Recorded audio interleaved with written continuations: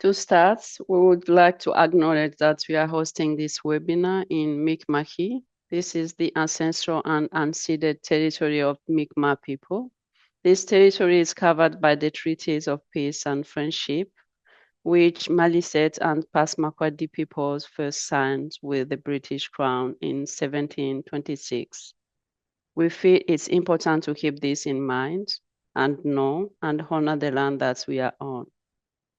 The ICN works with many communities across Canada, including First Nations, Métis, and Inuit communities, as well as communities around the world in the international development sector. And we feel it's important to reflect on this, draw lessons from our colonial history, and how this history intersects in many ways with the issues we are facing today in working towards a more just, equitable, and sustainable world. I would like to introduce our moderator, Sydney Pigo. She is a social impact leader, researcher, and advocate for gender equality and social justice on global scale. She's currently the Director of Strategic Partnerships and Initiatives at Mentor Canada, a national organization with a mission to accelerate world-class mentoring for youth. Over to you, Sydney. Thank you for inviting me, Solange, to be the moderator for this conversation. I will just let you know that our conversation will be done in English. I just want to mention, if you have questions to ask in French, you can ask them in French. We have interpreters here to help us today. And have us said, do not hesitate to ask questions in the language of your choice. So thank you so much for having me today and for the introduction, Solange. I'm joining you from Toronto on Treaty 13 territory. Really excited to have this conversation today. And I'll just repeat what I said before in French. Our conversation will be in English today, but you are welcome to ask questions in English or in French. And a reminder that you can turn on your interpretation to listen to the webinar in the language of your choice. I'm really excited to introduce our three incredible panelists today and start a really exciting conversation on AI and global solidarity. I'll start with Kate Arthur, who is a British Canadian entrepreneur and a global leader in AI and computing literacies. With over 25 years in founding corporate and charitable companies in technology and digital education, Kate brings a unique depth of perspective to the evolving fields of literacy. Her new book, Am I Literate? Redefining Literacy in the Age of Artificial Intelligence, explores why rethinking literacy is essential to advancing responsible AI and inclusive societies. We also have Dr. Tiara Roxanne, who is a scholar and a performance artist whose work rethinks the ethics of AI through an anti-colonial, ecofeminist, and cyber-feminist lens. Their research critiques how digital technologies rely on the extraction of resources from Indigenous lands and examines how these infrastructures carry colonial legacies inscribed in land, bodies, and memory. They are the author of a forthcoming book with the University of California Press, which develops their concepts of digital attunement and the technological haunt. Finally, we have Raymond Amumpire.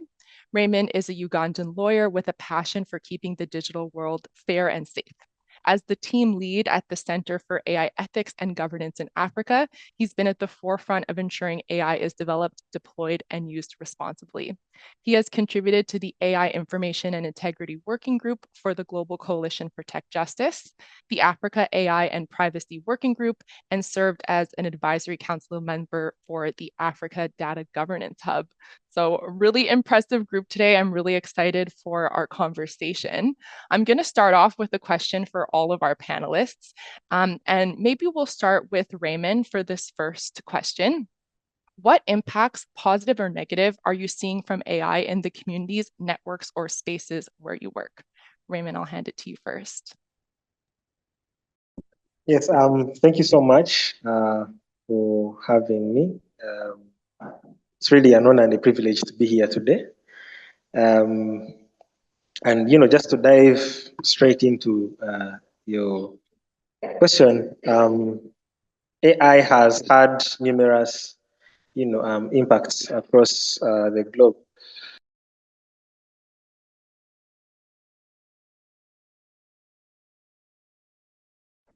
So we've seen AI come in to assist in education, in research.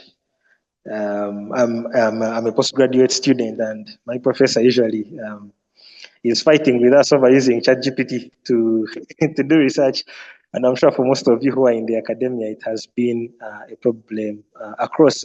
But it's also been like an advantage, especially for areas like us in the global south, to get access to knowledge, to democratize access to knowledge, so that we can research and then try to beef up ourselves in whatever it is that we are doing. But then also, when you go to the flip side, you see that AI has affected very many sectors of the global South's ecosystem across the board. From copyright, we've been talking about indigenous communities, but we have protection for their works under intellectual property. We have these large language models scraping all of this data that actually has intellectual property ramifications for these indigenous communities and feeding it into their data sets. We have an author as one of the panelists today. They might actually find their book being summarized by ChatGPT somewhere. And as a lawyer, I've actually been following legal actions, across the world, brought by Authors Guild and very many other people who are writers who publish, suing OpenAI, suing these big AI companies for adding their books to the datasets that train this. Currently in Sudan, there is a little bit of instability. And when you read what is online, you will come to the conclusion that various powers, international powers, actually have a hand and are at play in the conflict that is in Sudan. We are seeing AI being used for surveillance in the Sudan conflict, but also being used in how reconnaissance missions are done, but also warfare, AI for warfare and not for peace, as is in South Sudan. Then also the issue of labor. In Kenya, we had Kenya, which is also in the global south, we had a case of data annotators who sued Samasos. So Samasos is a sourcing company that outsources for labor on behalf of multinational corporations thousands of miles away in Silicon Valley. And these data annotators brought the suits against Samasos in Kenya, one for fair compensation, but also for mental health impacts that arise out of their work and not having, not being insured, against some of those. We've also seen issues to do with data, and I know most of us can agree that data is like the new oil now. Data living, and when we talk about decolonization, it's previously we had resources being taken from the African continent, resources being taken from the global south to the colonial powers. Today, the MNCs across the world harvest as much data as they can from data subjects in the global south, data subjects in Africa, data subjects in Uganda, and actually we have part of 4 complainants that dragged Google to the regulator in Uganda, accusing it of not complying with the data privacy and protection laws that we have as a nation. That data is taken, that data flows out, but value is not repatriated, value is not reinvested in Africa, in the communities that actually provide this data. So we are saying, can African communities actually benefit from this as well? We also have issues around health. We've seen something to do with mental health recently, asking ChatGPT to do A, B, C, D, or EFG. scenarios where you see ChatGPT actually advising people to abandon table salt, or young teenagers to commit suicide, as one of the other negative ramifications when you look at health or mental health. So AI is really affecting all the sectors of the global south across the board. And before I forget, as someone who has one of my feet in the climate justice world, and as a lawyer who does work in that space, we've seen this from the global north, but it's something that is going to have sort of like a trickle down effect, spiral effect, a butterfly effect to the global south. The issue of the green transition, how much electricity and fresh water data centers have to use, because these big data centers, sorry, these servers actually require fresh water, not just water. And you're looking at a continent like Africa that is starting to embrace building of data centers. I know it comes with promises of jobs and investment, but you're looking at a continent that already has a resource conflict in terms of energy, but also in terms of water. So what will the energy costs look like for the ordinary African or for the ordinary person in the global south when a data center comes into their neighborhood? What will the conflict for water look like? Will it be we already have a water conflict, a water resource conflict. So what is actually going to happen when we have data centers installed within our neighborhood?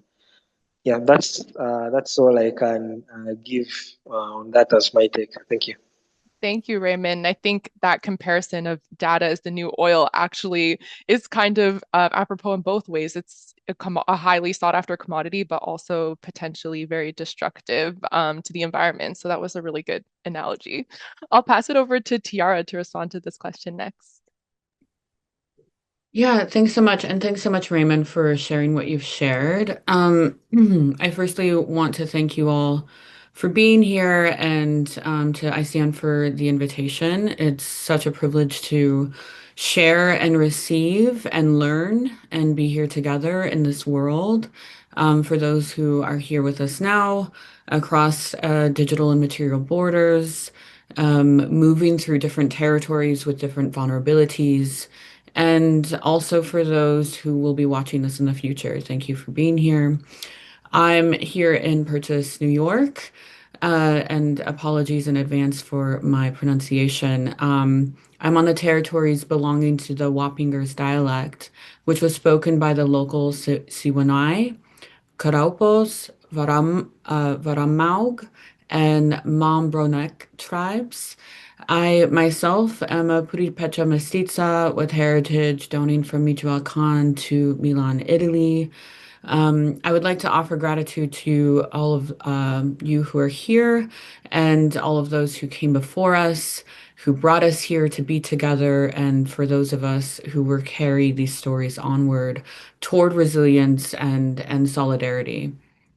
I'm happy to talk about a lot of what's happening with data extraction and climate change and surveillance technologies, I think, in the next couple of questions. But for this one, I wanted to highlight, yeah, just a couple of positive examples that I'm seeing with some comrades and friends of mine that are doing some very cool work. I also want to note that I live in Berlin, Germany, and so I am doing work normally from um, Berlin, but this gives me the opportunity to do specific kind of work on surveillance technologies, for example, that are being used in the States specifically. So that's just something that I want to note. And so as someone living in Berlin, my communities are transnational, diasporic, migrant, oppressed, but they're also resilient and passionate and caring people. Some positive things that I've seen are how my comrades are working with or even alongside artificial intelligence and machine learning tools to create or imagine new or different futures. So here I'm thinking of Ursula Le Guin and thinking about how to use machine learning tools that make AI work in a way that helps us transform and think about a radical imaginary future. And two examples that I wanted to share that are positive in this way are a dear friend of mine and artist named Kira Exaranica, who develops indigenous futures that re-indigenize through imaginaries. So, for example, in her film entitled Deep Time Dance, she showcases a different future that is indigenous and two-spirit, bringing together indigenous cosmologies and storytelling to highlight and bring forth story and reimagine now and what's coming next. Um, Please do look at Kira's work. It's lovely and in the way that it provides someone like me with such a nihilist perspective of AI, um, opportunity to think about things differently and working alongside it. Another dear friend, an artist who goes by Portrait XO, she creates sonified data experiences that bring together climate data and then sonifies it and creates a performance to bring awareness around climate change and the impacts of data usage and mining more generally. And this shows new ways that bring knowledge forth. Also, I feel like for me, this is another radical imaginary. So we're looking at horrifying data that is inevitable. On how the climate is changing. And she's creating a sonified experience, which is bringing us back to the body as well. So we're returning to the body, we're coming back to ourselves outside of the use of digital technologies and learning about climate change and data collection through that as well. Um, for the negative impacts, like I said, I am happy to talk about this later because I'm doing a lot of work now in my fellowship with Disruption Network Lab in Berlin, where I'm focusing on the use of surveillance technologies by ICE in North America to surveil, capture, and disappear Indigenous peoples, Mexican Indigenous peoples, and vulnerable communities. I can go into this in a bit more detail later, but that would be the most negative impact that I'm seeing is the use, at least for me right now, and personally in my research and my lineage and ancestry, is how surveillance technologies are being used against Indigenous communities to surveil, capture, and disappear them. Thank you.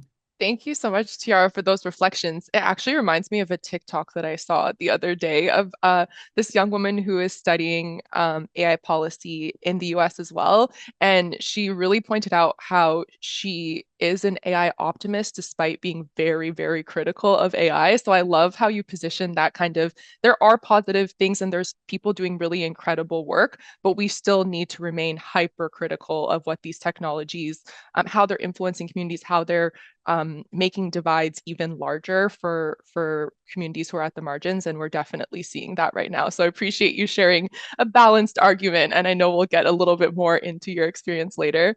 Finally, I'm really happy to pass it over to Kate for your thoughts on this one. Thanks so much. And Chair and Raymond, I've already learned so much. Thanks so much for sharing. And it's a real treat to see different perspectives, I think, especially as we're in, in such early stages of the AI journey and revolution, that bringing us all together and having our voices being able to kind of like work in the same space is really important. So thank you. So yeah, I really, my background and experience is primarily in education and the role that technology has been playing. And through the work that I did writing the book, I went right back to through the Eurocentric lens of innovation and the Industrial Revolutions. And so through each of those stages, so if you go back to like the printing press, but then we go into the first Industrial Revolution and second and third and fourth, and I would argue we're entering into a fifth shortly. They're getting tighter and faster. Each one comes with positives and negatives. And when we saw like the first industrial revolution, climate change just started to shift dramatically because of we starting to take from the earth and we were starting to take from the people. And so Raymond, I appreciate you saying the importance of the people and the planet. We are doing same, the patterns are repeating. We are taking from people and we are taking from the planet. And at each point, it takes a period and time and discussions like we're having now to rebalance and to make sure that we aren't pillaging the earth. I don't think we're very good at self-governance, and I really am hopeful that we're going to have regulations coming in much faster and much stronger to put some controls in place, because on the positive side, I'm seeing, and I'll focus on my area, is in education. Education has incredible opportunities through artificial intelligence. And Raymond, again, you mentioned just having access to information. When children are able to access information that they were never able to. We have now a digital world where communities are coming together that would never have come together. That's again positive and negatives. If we don't know how to communicate with each other and navigate different cultures, how do we do that in this new space where we don't seem to have values and those social norms yet put in place? So that there, but on the education side, lots of worry on my end.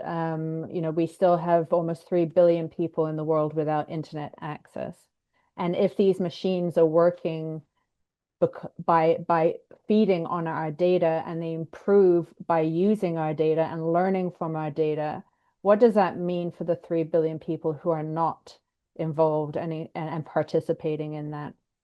So that is one of the worries. And the other worry I would add on to the digital divide part is we also have 800 million people who are still illiterate with basic reading and writing skills. And so when you look at what the role of literacy plays in society, it allows us to socially and economically engage as citizens. So you can go to the pharmacy and get your medication and read the label. You can, walk the streets and read the street signs. You can vote.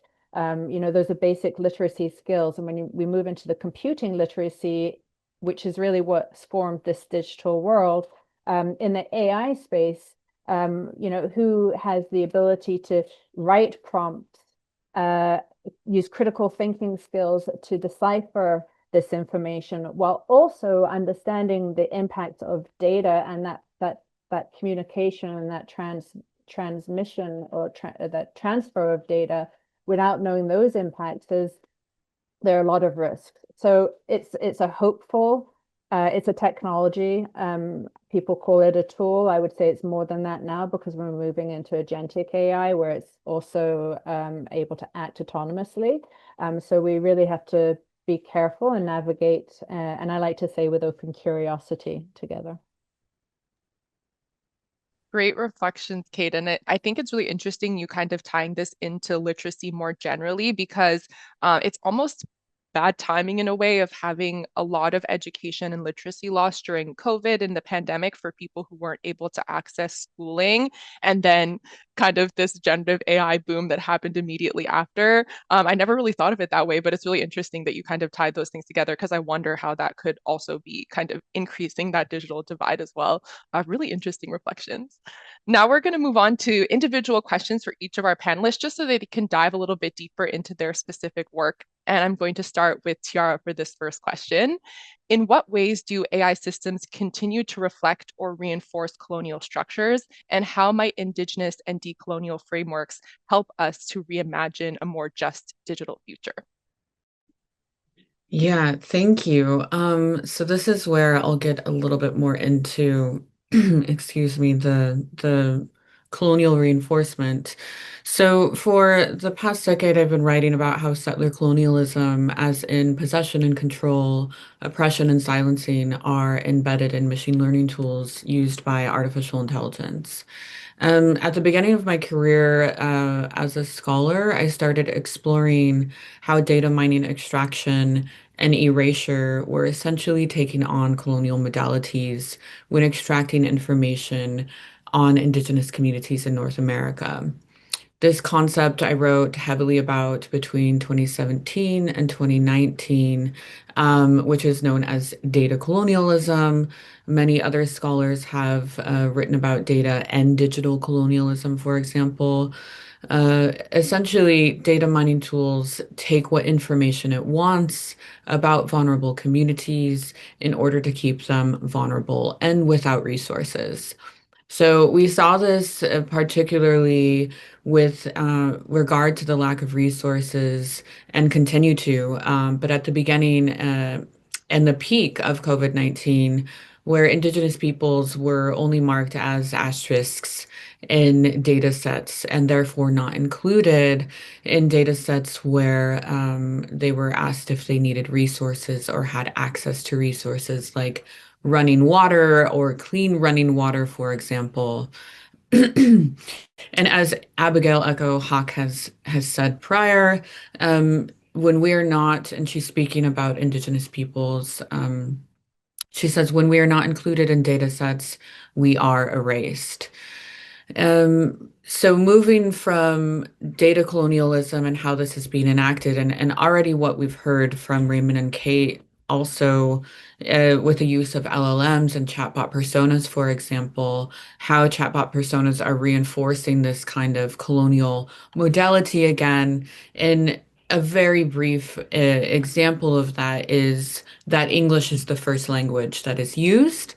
And if you attempt to use any other languages within the chatbot, the answers will not be as precise. This is a very clear indicator and simple indicator of how colonial structures are being reinforced, how Indigenous languages are being oppressed and silenced. In this case, however, there are other groups who are working on developing either chatbot personas that integrate Indigenous knowledge and knowledge systems like storytelling, or other groups, I forget the name right now, that offer you code that you can copy and paste into the chatbot, and then the chatbot will automatically start speaking to you as if it is an elder, for example. I have issues with these because I feel like they are fetishizing the idea of indigeneity, universalizing what indigenous means or is, and providing access to everyone to an idea of what it is to be indigenous when there are multitudes of that around the globe, of what indigenous means around the globe. But I also do appreciate these counter responses to how machine learning tools such as LLMs are reinforcing colonial structures. In more present fashion, I'm now working on a research project, as I already mentioned, with Disruption Network Lab in Berlin, where I'm researching how the kill cloud, which is a term coined by Sean Westmoreland and Lisa Ling, they essentially say that the kill cloud is a collection of machine learning tools used collectively as a networked infrastructure to surveil, capture, and potentially disappear Indigenous and vulnerable communities. So the kill cloud is a collection of surveillance tools, essentially, from the human making the decision to the automated decisions in drones and facial recognition, infrared cameras, mobile data tracking, and satellite tracking, for example. So in this, I'm researching how ICE is using, for example, and only one, Palantir, which is a US tech company that uses big data to analyze one's behavior and surveil someone's day to day. Just to keep that general. ICE has been using Palantir to track and capture Indigenous people in this sense, and I argue that it's reinforcing colonial structures through its surveillance tactics and modes to remove and erase Indigenous peoples, not illegals and not immigrants, once again. I also want to note that it's particularly, again, important to use the term Indigenous people and not immigrants or illegals because the people that are specifically being targeted mostly are Mexican indigenous peoples and did not cross any borders. The borders crossed them. Regarding the latter part of the question on indigenous integration in decolonial frameworks, I think part of it is looking at how these surveillance technologies like Palantir are being used and looking at ways to continue to still gather, to practice ceremony together across borders, material and digital, and to offer care in community while this is all happening. I think an example of that is us doing this here. So we're gathering across borders, time zones, digital borders, and we're having this very real and caring conversation where we're sharing these knowledge systems. I think that is a very specific and clear example of a decolonial feminist methodology that we're all practicing right now. Thank you. Thank you so much, Tiara. I love that you kind of brought it back to this space and how we're actually doing the work here just by learning from each other and being open to kind of challenging some of our perspectives on these things. So I really appreciate you bringing that back because I mean, it's only been a half hour. I've already learned so much from all of you. So I really love that. Thank you. Our next question is for Raymond. And I would love to ask you, how can actors in the Global South shape AI systems that are inclusive, just, and grounded in local realities? Yes, thank you so much for that question, really. And for me personally, I would want to, in response to that, start on a cautionary tale, a cautionary example. A few years ago, we had the project, the WorldCoin Bitcoin project launched. And recently, the project has been challenged in Kenya. But basically, what WorldCoin was doing is scanning people's irises and taking this data, then compensating them in terms of tokens. Yeah. And that is a textbook case of what it looks like in the Global South. You have biometric data, which is the iris, for example, someone's eye, being harvested, being scanned, and all these weak regimes that we have, for example, that don't guarantee things like consent, fair and adequate compensation for data, exacerbating what we would ideally call what former speakers have been calling extractivism, or that culture of extracting from Africa in terms of data and so on. So what I think is that we need to start from the ground up. Yeah. First, diagnosing the imbalance, and which is why I had to paint the picture with the WorldCoin saga or the case. Painting a picture of the imbalance so that we actually understand what is happening, how it's happening, and how it's affecting the people on ground. But then also thinking of alternatives. We've had in AI circles and in discussions that AI needs to respect four things: rule of law, human rights, democracy, and society. We've also had things like AI needs to be ethical, AI needs to be responsible, AI needs to be fair, blah, blah, blah. And this is some research from Research ICT Africa that I interacted with recently. But you notice that as we strive to make AI inclusive, just, and grounded in local realities, when we speak words like ethical, responsible, fair, we now fail to capture some of the fundamental qualities that AI must have. For example, it's not just enough for us to have AI in African societies, while not taking into consideration some of the backgrounds of the reality that is on the ground. Having a good AI tool, for example, is not just enough. Do people have the skills to use some of these tools?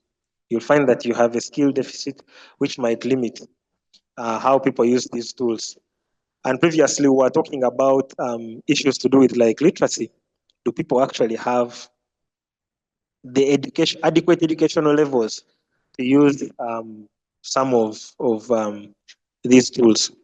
Then also, what I would think about in a bid to make AI inclusive, but also just for the global south, we could look at issues to do with data sovereignty, for example. And I'm happy Tiara's work is already touching on some of these.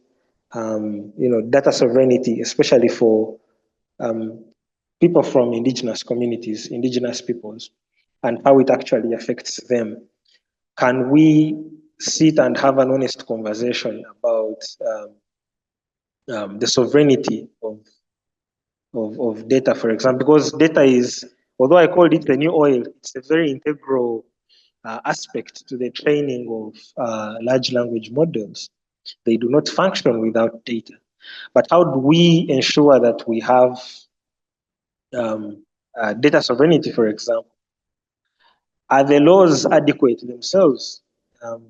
I come from Uganda, and when you look at the Data Protection and Privacy Act, which is the law that guarantees the privacy and protection of our personal data as data subjects. Whenever we have data controllers like Google, processors, etc., you look at the law providing provisions. So we have something called the currency point, that is 20,000 Ugandan shillings, and that is about $6. Yeah. So you find the highest penalty, for example, for non-registration under the Act or non-conformity with the Act is around 800 currency points, which is around close to 4,000, 5,000 USD today. So this weak penal regime will have big companies. I mean, you have a small fine against big tech, for example. I was talking about like data sovereignty. Is Google actually going to comply with data protection laws of Uganda if they can only part with $5,000, $6,000 annually for non-compliance? I think the cost of non-compliance is actually cheaper than the cost of compliance for them as an entity. So we also need to have an honest conversation around that. We need to revisit issues to do with supply chain accountability. And here I'm talking about labor. Earlier we had issues to do, we had stories to do with Summersource and what they have been doing in Kenya, for example. How do we ensure that along the supply chain, we don't just say, let's have something that's just and inclusive, but we actually walk the talk and have meaningful participation from everyone along the value chain. How do we align, for example, current AI governance regimes for safeguarding populations, as well as ensuring human dignity, and then the design, of these systems designed in the global north, designed on Western ideologies, and then deployed to serve populations in the global south. Is there meaningful participation? Who is in charge of designing? Who is in charge of telling the story when it comes to our digital future? Is it us, the people in the global south? Is it being dictated by a multinational corporation in Silicon Valley, say maybe Meta or Alphabet, or is it the people that are actually being impacted by these technologies, whose data is being extracted, and for which they actually do not get value? Then we also need to rethink the outcomes, of these technologies. What do fair outcomes, what do just outcomes look like for the populations in the global south? Okay. Earlier I talked about labor, but I also talked about the green transition. Okay. Green transition. You have Africa, for example, shouldering some of the consequences of activities that impact the environment, impact the climate along the AI value chain. Although some of these benefit companies that are so far away in, say, maybe Silicon Valley. And then one would wonder, can AI really be truly inclusive? As a question. And you ask yourself and say, will we really get there? Say to have inclusive AI, to have inclusion. And I really think the answer is, yeah, it's possible. We can have this, but we need to look at building inclusion in ownership, building inclusion in the design, not just the deployment and use, but also the design of these technologies, building inclusion into the governance of how we use these technologies, and not treating the same as an add-on. Okay? The frameworks we use, for example, Eurocentric. What does inclusion mean from them? Then what does inclusion mean in Africa, for example, from an Ubuntu perspective? Because we have the Ubuntu philosophy, I am because we are. You are because I am because you are. That interdependence and interconnectedness is the philosophy that is Ubuntu. Do we have some of those ethics that are from the global south being incorporated in some of these frameworks? Representation, access, fair access to resources, okay? So that we can build systems from the ground up that are inclusive of African communities' lived experiences. Do Africans have access to compute, for example? Do we even have electricity? A few minutes ago when we were doing for this call, I was joking with my colleagues, the panelists, that because they kept asking me why I was being on and off, and I told them these are some of the realities of third world countries. So you have load shedding, you have electricity shortages, you don't have ubiquitous internet connections, and yet you intend to actually be on this journey to bring Africa to a level playing field with the rest of the world. And lastly, I think we need to address the issue of extraction. Extraction has become, a very important issue, an elephant in the room. And I'm happy co-panelists on this call have done extensive research around extraction in marginalized communities. So let's think of addressing that, but also structural redistribution, and maybe epistemic, pluralism, as I conclude on that point. And that way, I'm sure we can have, the possibility of having these AI systems actually serve all communities across the global south. Thank you so much, and back to you. Thank you so much, Raymond. I really love how you kind of pointed out all these different power imbalances that I think I wasn't as acutely aware of before, when you're giving the example that the cost of compliance is actually lower than the cost is lower than the cost of just not complying at all. So it's really interesting to see how that So power imbalance the cost of non-compliance is cheaper than the cost of compliance. of compliance. Yes, there you go. Yeah, so they would rather not comply at all, and pay $6,000. I mean, what is Yeah. $6,000 to Google annually? Yeah. Exactly. And you see Google, Apple, all these different companies paying millions and not admitting blame to other things. So why would they gawk at a $5,000-6,000? But you're kind of showing how there's this level, different levels of power imbalance, that it is larger than kind of north and south. It's kind of this institutional versus non-institutional. There's all these different power imbalances that you pointed out that I think is really interesting when we talk about this, because it really means taking a transformative approach to this systemically, right? Not just kind of tackling one challenge at a time. So I really appreciate you kind of shedding light on some of that. No pun intended, because we were just talking about load shedding, but appreciate those responses there. I'm going to pass it over to Kate for this last individual question and ask you, what digital literacy strategies do you see as most effective in equipping people with tools to challenge digital colonialism and advocate for more just and inclusive digital futures? And I think this falls really well from what Raymond was mentioning around that divide in literacy.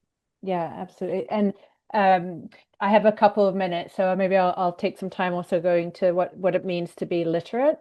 And it's not new. I think what I focus on and I try to demystify and break down is that literacy is not only reading and writing. It does include reading and writing, but literacy has been around as a form of communication as far as we go back. I like to talk about the Incas in Peru, the Inca Empire, which my family in Peru have family in Peru who spent a lot of time studying the Inca form of communication. And my great uncle, many years ago when I was in Lima, he said, he shared me with his work, and he said, what I'm trying to do is I'm studying the quipu knots. And the quipu knots are strings on knotted strings and colored strings. And what he said, he was trying to decode their literacy, because he felt that an empire that size could not be literate without a form of communication. And so he was a mathematician and a cryptographer and textile engineer, and so that's the work he was doing, was breaking down and trying to find how the decode the quipu knots. And I say this because it's very traditional to have communication and literacy within fabric, within clothing. But what happened to the Incas is that they were colonized by the Spanish, and most of their quipus were wiped out. So there are very few quipus left, and which means that most of their way of communication, their stories, their history has also been wiped out. And I worry about that now in the world of artificial intelligence, again, where that lack of everyone being involved. So if you break down literacy as a form, a function, we need three things to be literate. One are the channels. So whether it's a chasqui in the Inca period, where it was men running to deliver the quipus, or it was the post to have our letters transferred, or today it's the internet. We need to have to be able to channel our data. The second is you need to have access to the tools. So if you don't have a pen and paper, you can't learn to read and write. You can't record your stories. You can't archive your stories. You can't build on that for innovation purposes. And that's the same today with computers and devices. And then the third are the skills. So if you aren't able to, if you don't have the skills to be able to decode that information, then you're being left out. So, we're all together here, we're speaking English, you understand me, I can understand you. So we have a form of literacy. You're listening to my voice in your brain, you're decoding what I'm saying. So there's a form of literacy.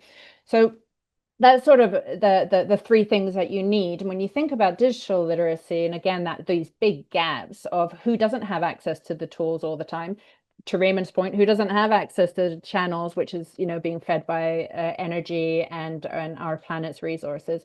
And then what does that mean for education to be able to make sure that everyone has access to the skills? And our data lives, even though many of us do have access to the internet. Our data primarily lives with American companies. So it lives in, 60% of all of our data is owned by three, Microsoft, Google, and AWS. And I don't know if you saw there was a power outage or a hiccup with AWS yesterday, global effect, right? So we need to think about like who's owning our data, who's controlling our data, and then back to what was being discussed earlier about data sovereignty, because it's in the sovereignty, it's where our stories are held, and how we continue to pass those on to generations. So to education, it's not just having the skills to be able to decode, it's having the ethics and understanding how AI is impacting our people and planet, how we culturally communicating our values through the data, what's being lost, what's being gained. I mentioned about like learning to read and write and then learning to build the digital world, which was through lines of code. When we used to teach kids to code, I realized how early on, when we're little kids are learning, and I'm in Montreal, Quebec, so the language is in French. We're trying to teach children in the public school system how to write American English code, because code is really just words and numbers. And so if you don't have the words and the ability to write words and understand numbers, and even in English, like in a line of code, you could have the word color. Well, in the United States, color is COLOR. In Canada, it's COLOUR.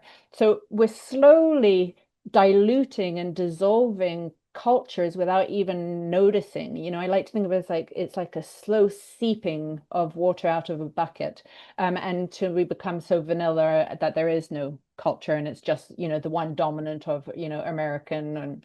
And so to the education, we can't just rely on our school systems. School systems aren't fast, and they're not fast for good reason. They need to be built on research, rigor, good practices. And Chara will know that, being a doctor, or like the length of time it takes to make sure that you've gotten the solid data. And we're in such infancy, how in AI, so let alone the impact on kids, using AI as tools. How do they learn about these AI? How do they become literate in that AI space? So we need to lean on community. We need to lean on community. We need to lean on families, and we need to heavily lean, and not lean, I would say it's the responsibility of the governments in massive periods of disruption to make sure that they're preparing people to be active citizens, both economically and socially. So they need to be investing heavily in education, again, in the community centers, in rural areas where the most marginalized, and then in the formal education system. So it's not a one approach. And it's not a step-by-step approach. It's a multimodal, like it's a multi-faceted, multi-approach that needs to be taken. And we aren't in a period where we have the luxury of saying, well, what are you doing? It should be, what am I doing? What am I doing to help my community? What am I doing to help my kids? What am I doing to help my grandparents? But it can't just rely on the other to fix this or to help. I love those reflections, Kate, and the fact that you're looking at this from a community-driven lens, because it's true that school systems and other places may not catch up fast enough for how quickly these things are changing. And that literacy piece is super important. I feel like I'm seeing a lot more AI literacy for young people coming up, but I really like that you also mentioned around older people and seniors and things like that, because it's the reality. We're using these systems. Honestly, we have been using them for a while. Probably weren't calling them AI at the time because it was scary for people, but I really love that you've pointed that out as well. Awesome.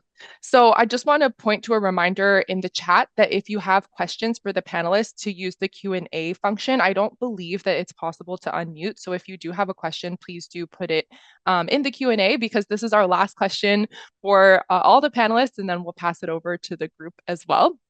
So this last question is, what is a key action that civil society, governments, or communities must take to ensure that AI challenges rather than reinforces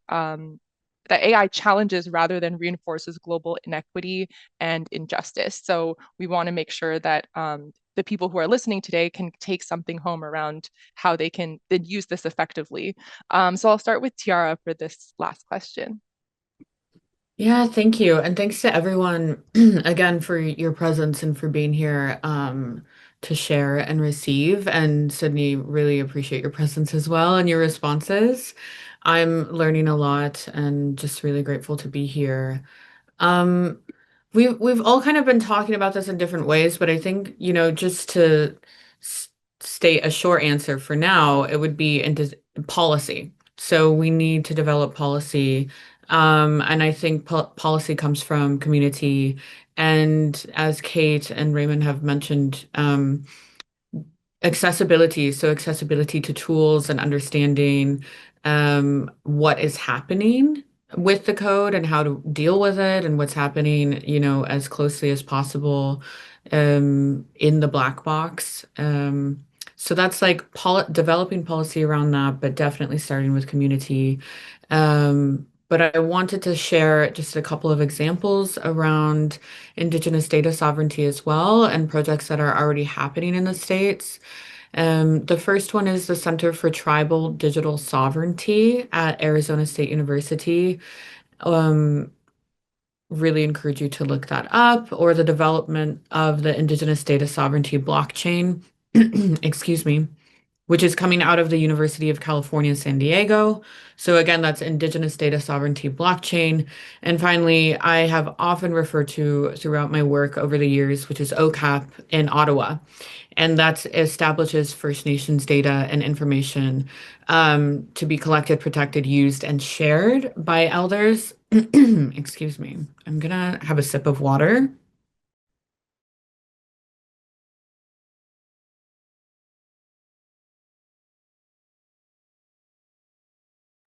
And so OCAP stands for Ownership, Control, Access, and Possession.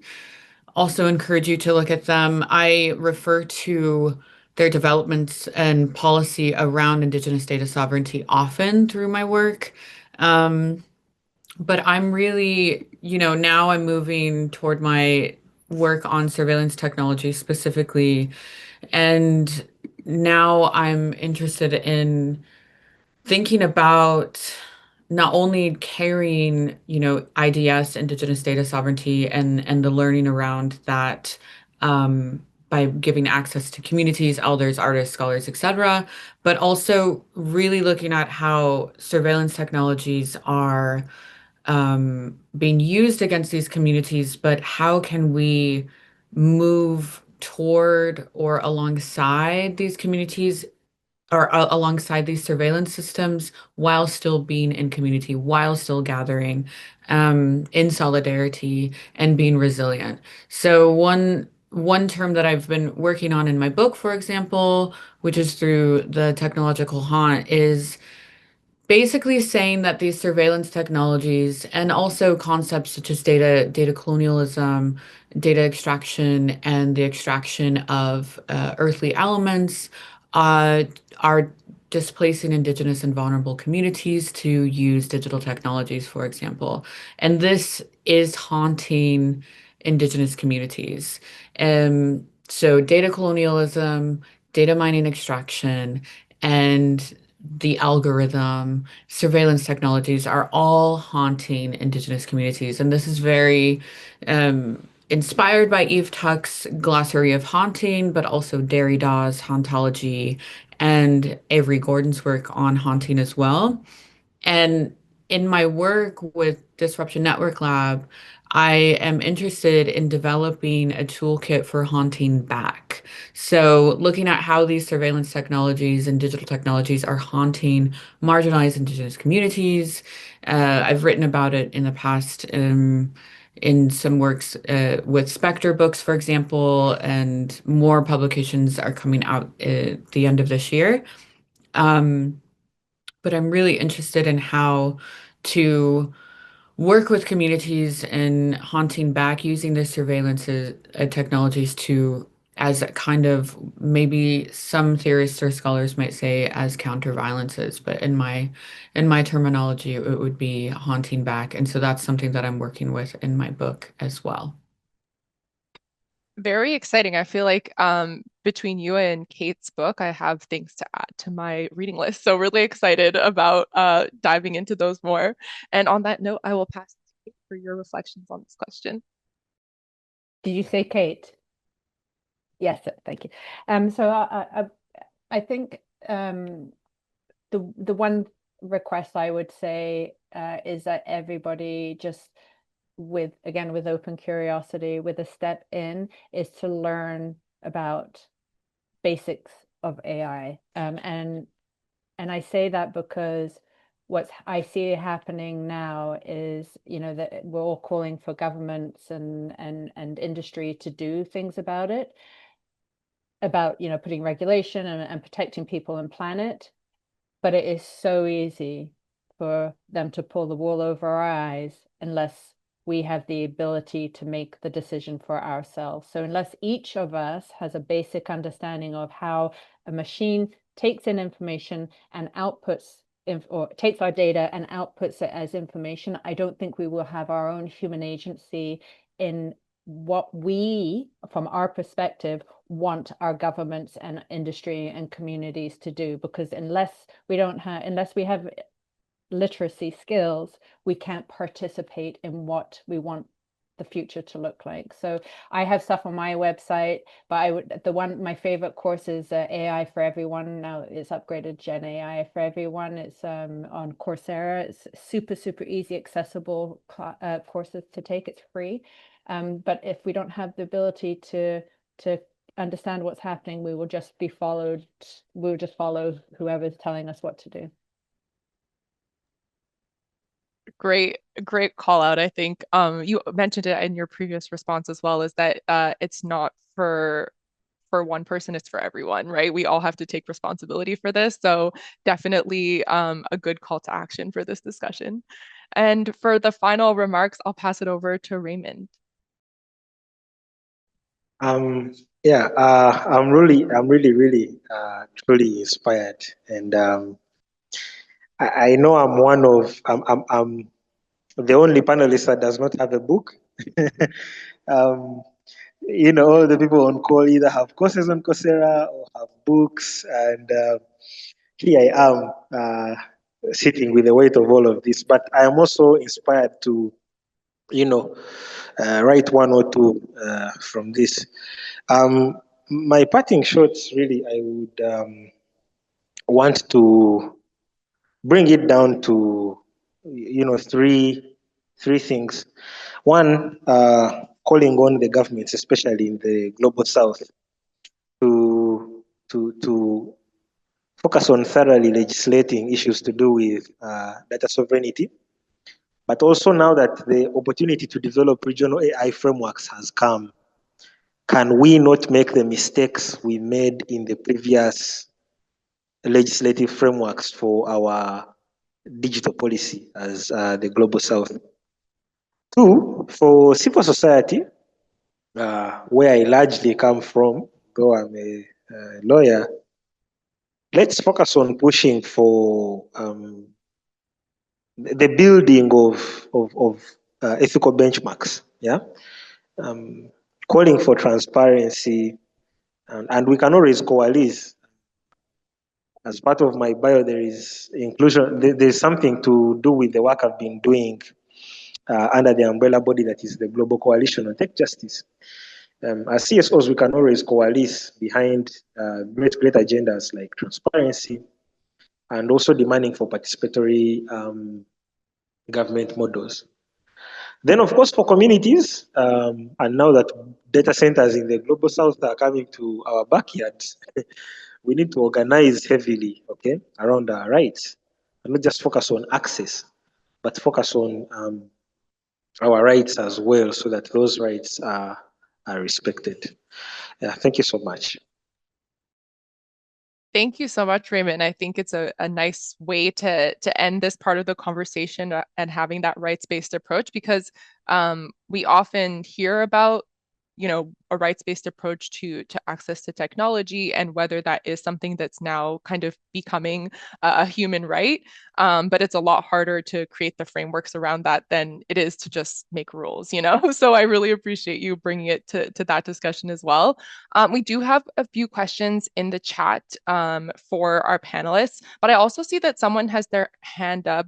Tamara, I don't think you're able to unmute yourself. So if you do have a question, please do put it in either the Q&A or in the chat directly, and I'll make sure to ask the panelists, because I believe it's not possible to unmute.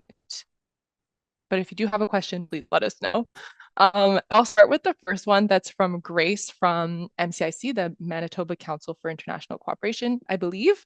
And the first question is, given the concentration of AI development in the global north and the extractive policies and colonial approaches you've covered here, what concrete actions can Canadian international development organizations do today to shift from being passive consumers of AI systems to active co-creators with Global South partners? Should there be training or policies? Should we be using AI at all? So perhaps a more question for Raymond, but I think that Tiara and Kate, you could also speak to this from your experience. Yes, I really think that's a good question that's raised, and an important concern. I think Canada and the region plays a critical role as an important partner in the development agenda of the Global South, but also of Africa, where I come from. I think we can work together on issues of, for example, challenging business and human rights models for some of the companies that are developing these AI technologies, as well as other emerging technologies. There's also an opportunity for supporting local research and development. And this is at a really early stage of this, because for the Global South, we are just starting to pick up with this. But then also, again, accountability is very key, and demanding that would ensure that we have everyone playing an active role and not just being a passive player or a stand-by in this journey, especially from a global South perspective, and looking forward or outward at a partner like Canada. Yeah. Thank you, Raymond. I wonder, Kate or Tiara, if you have responses as well. Yeah, I do. And thanks for the question, because it's something that I struggled with, especially when I was running my charity, which was digital education, and we were trying to support. I still work with UNESCO, but on a global level, we were working on, and I still work on the UNESCO frameworks and work with them on literacy. And Canada gives a lot of money to countries around education with Global South, and Global South is a priority of global affairs in Canada. And I met with Global Affairs several times, and it just felt like, not that they didn't feel like digital education and AI was a priority, but there's so much else going on, and so much, some of the other real issues that were happening. So poverty and war and like real issues that I'm like, oh, let's teach, we need to teach these kids to code and need to teach them about AI literacy. So it wasn't that much of a priority. But I would say to organizations, if you are a Canadian organization with an international lens, is to bring your issues to the federal government or to your funders, whoever's funding you, to show the importance of everything that Raymond's been saying of how can we work this together, because it's so hard without money, without strategy, without alignment, to be able to build the bridges, and to really make, to both share and learn together, and make sure that we're working together. So that would be my takeaway or my answer. Thanks so much, Kate. I appreciate your experience doing that work. And Tiara, did you have some responses as well? Yeah, no, I would just second that. I think it's important to make an effort to develop transnational and coalitions and offer support, whether it's through workshop or discussions like this, that are oriented toward policy development and community and modes of resistance, while also giving access to resources and understanding the differences in what's happening with the use of artificial intelligence and digital technologies between varying geographies and political economies. Thank you so much for sharing that. You actually, all three of you answered some of Grace's further question, which is some of the practical steps that Canadian international development organizations can take to ensure that AI tools and systems we might use with partners in the Global South are ethical, locally appropriate, and don't reinforce existing power imbalances. So I think you mentioned a few things, which was around creating coalitions and really working with partners directly, to be able to understand, like, what are the gaps, what are their needs, what are the systems that they're already using. Kate, you also pointed out being an advocate when you're talking to, for example, Global Affairs Canada or international bodies as well, to make sure that those voices are being brought to the surface when we're talking about these issues. But did you have any other kind of tools that you may have used in the past with different communities that you find are safe and ethical? Obviously, locally appropriate, that will vary quite a bit from region to region. But if you had any specific tools that you've used, it'd be great to share them either here, or you can also pop them in the chat as well if you had any recommendations. Oh, and Grace, you're welcome. It's a really good response, but I'll give it a few seconds in case anyone wants to share something. Yeah, I'll put into the chat the work that's an initiative that's happening right now with the Canadian government on the AI strategy. So without going into too much of the history of it, we're now there's a renewal of an AI strategy for Canada, and Canada has a sort of an international lens of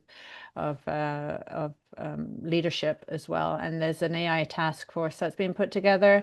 And in that task force, they have a survey or a gathering of information that from Canadians about what they want to see Canada's AI strategy to look like. The deadline is October 31st.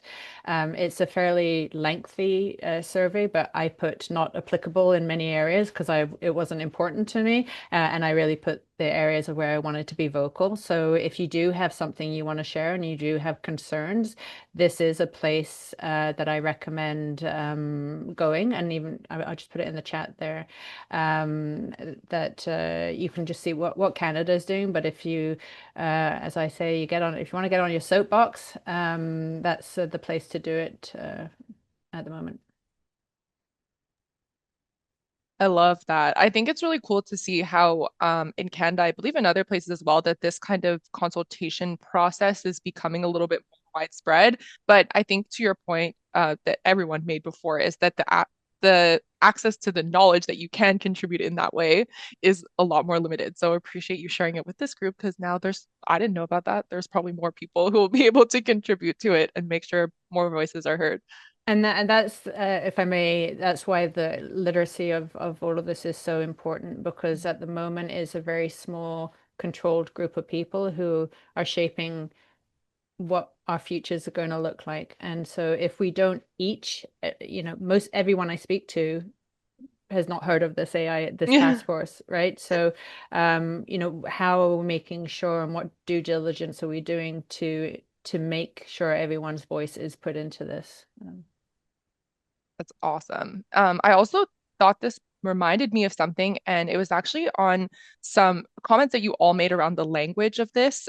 There's a really cool organization in the US. It's called 7,000 Languages. I don't know if you've heard of it, but they're charitable organization, and they actually have fellows, a fellowship for Indigenous young people who are interested in language preservation. And it's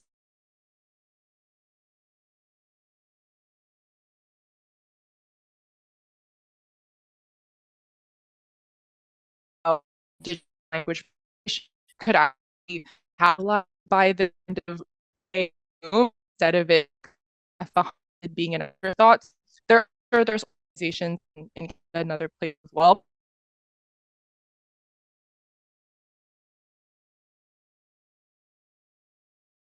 Are using these opportunities to be able to co-create that early on. So that's also something. I'm not affiliated to the organization at all. I've just sent the link to a few folks I know who are doing language work. Personal story, my grandpa is Ojibwe.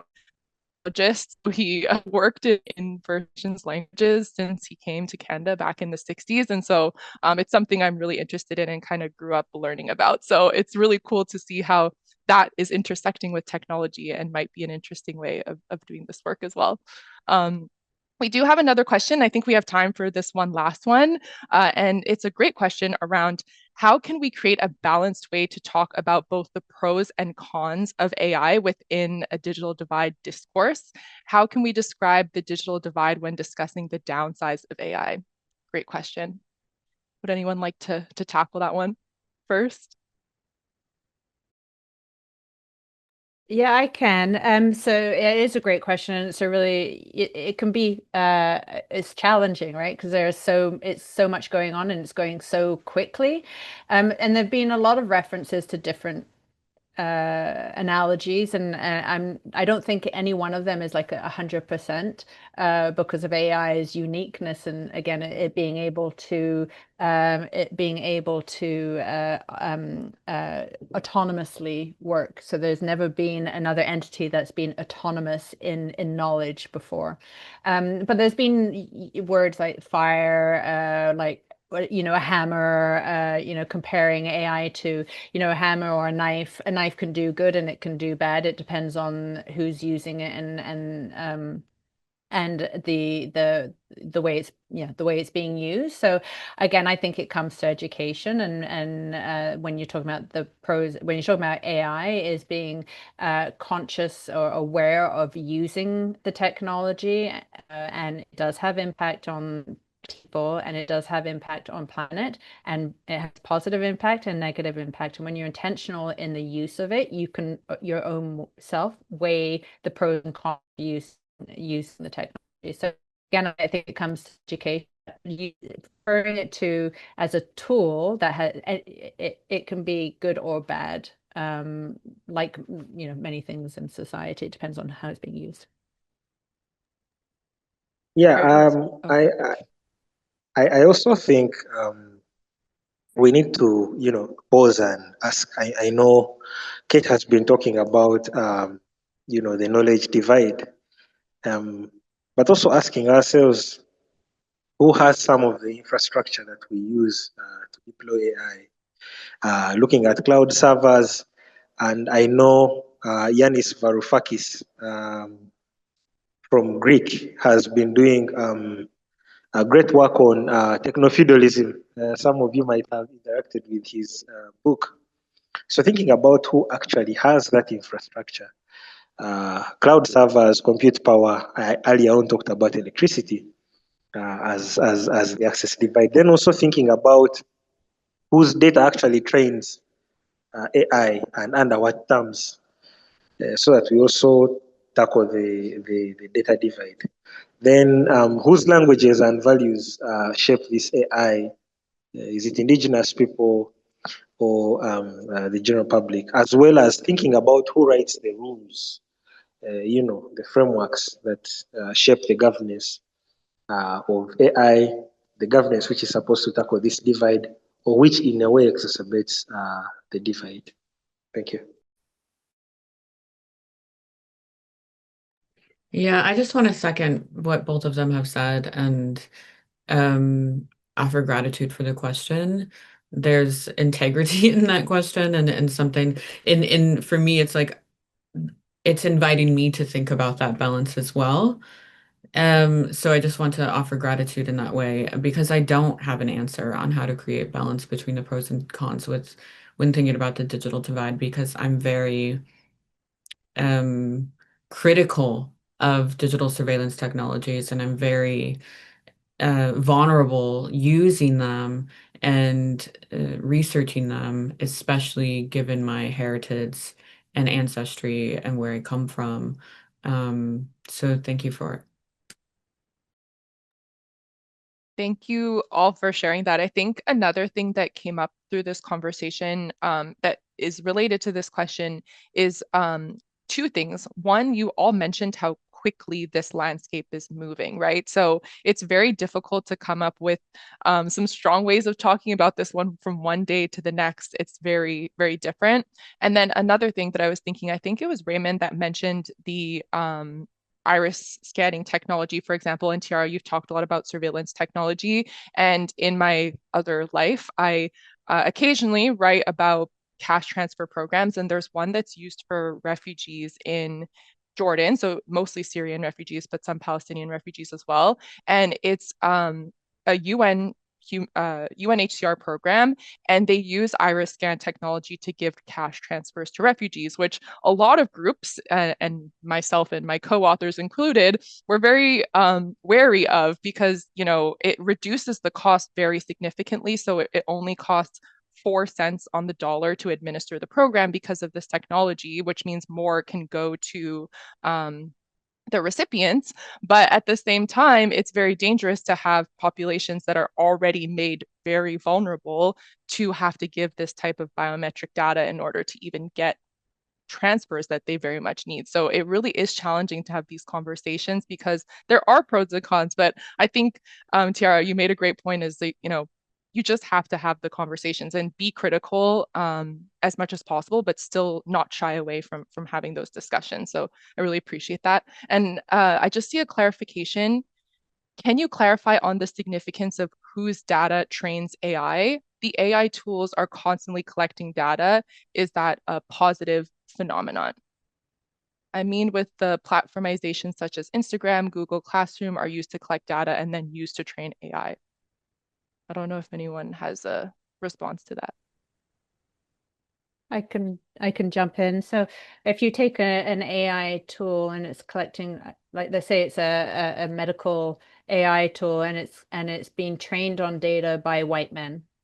And then that AI tool is being used in Raymondstown in Uganda, and it's being used. The tool is being trained on data that has learned from data on white men, and it's not being used with the audience that it's working with. So there have been many cases where the tools have been trained on data that is not the same trained on data that comes from the users, and so there's a lot of room for error and really quite negative stuff happening in those instances. I hope that makes sense. I think that's what was meant by the question. Yeah, that makes total sense. Is like if we're not having equitable training of AI models on different experiences, different data sets, then how is it just kind of replicating or deepening the types of gaps that we already have when it comes to healthcare, to employment, all of these different things? And with generative AI, what happens is it's learning from data that's already in the system. So it's learning on biases that are already in the system, and it's exacerbating those learnings. There's a great piece that was done when Stable Diffusion. I'll put it in the link where it showed how bad that can be to women and to people of color, the damaging when data is not trained properly. Thank you so much. This is actually perfect timing because this is exactly when I was supposed to end. So I very much appreciate both questions from the audience as well as our panelists for keeping me on time and making me look like a great moderator. I really just want to thank everyone for being here. First of all, to our panelists, this was such an interesting discussion and I think really thought-provoking for everybody who is here, including I think all of us as well on the panel. So I really appreciate the time that you've taken to share this information with us and make sure that we're really looking at this from a different perspective and a nuanced perspective. I've already written down a ton of things if you haven't if you couldn't tell from my responses that I'm going to check out later. So I hope everyone who was listening also looks at some of those resources. And the ICN crew also said that they would send these links by email as well. So if you're not able to grab them in the chat, you'll be able to get them afterwards. Also want to shout out our interpreters. I know that this is a really challenging thing to do, and I really appreciate you making sure that this conversation is available in French and in English. I think I take for granted that I can understand both languages, but I know it's a really challenging job to do. So I appreciate you taking the time to make sure that we were able to listen to this in English and in French. And then finally, really want to thank the ICN team. I appreciate you having me back. I'm glad you're not tired of my voice yet, but I really value this opportunity to learn with everybody here. So thank you so much for creating this space for us and for inviting just the most impressive people to have these conversations with a really engaged audience. So thank you so much. That's the end of my thank yous. And I will pass it back to Solange to close us out. Thank you, Sydney. I would like to invite everyone to please take a moment to complete our feedback form that is being shared in the chat. Feel free to subscribe to ICN newsletter and follow ICN and councils on social media to stay engaged and be part of ongoing conversations. Tomorrow we still have another session. You are also invited, and we would like to extend our heartfelt thanks to everyone who made this event a success. I know that Sydney had highlighted some of you, but I will just go with to all participants. Thank you for your active engagement and valuable contributions. To our presenters, we deeply appreciate the insights and knowledge you shared. To Sydney, our moderator, thank you for guiding the discussions with clarity and professionalism. To our dedicated interpreters, your efforts ensured inclusive and effective communications. And a special thanks to our ICN and Council's colleagues for your continued collaboration and support and commitment. Thank you all. See you tomorrow.